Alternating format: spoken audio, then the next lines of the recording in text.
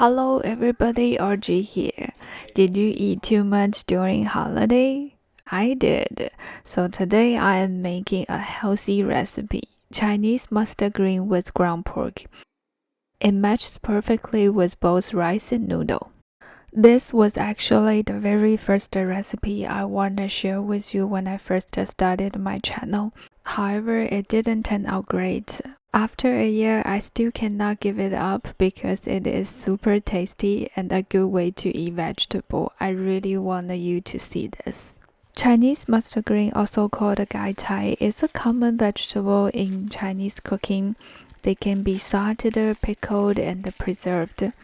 There are many other types of mustard greens on the market.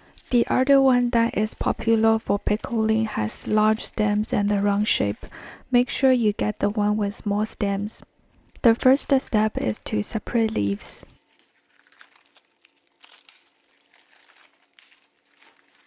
Heat a pot of water and wait until small bubbles starts coming out. No need to completely boil.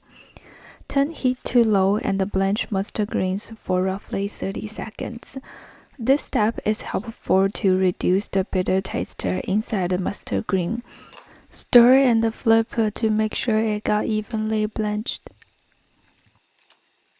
When the color of the stems and leaves become transparent, it is time to take it out and soak in cold water. The blanched mustard green has a darker and more transparent color compared to the not blanched one. This is the blanched mustard green, this is not blanched.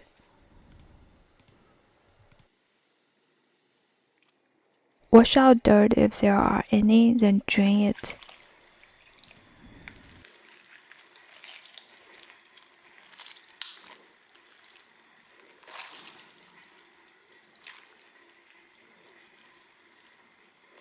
The next step is to dice the mustard green. I prefer to separate the leaf and the stem, then work on them separately.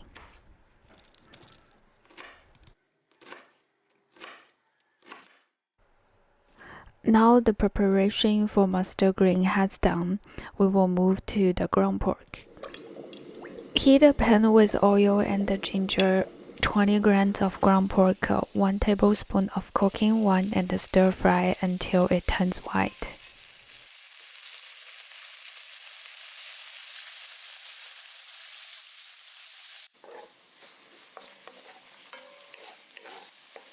Move ground pork to the upper side of the pan, then place diced mustard green in the pan.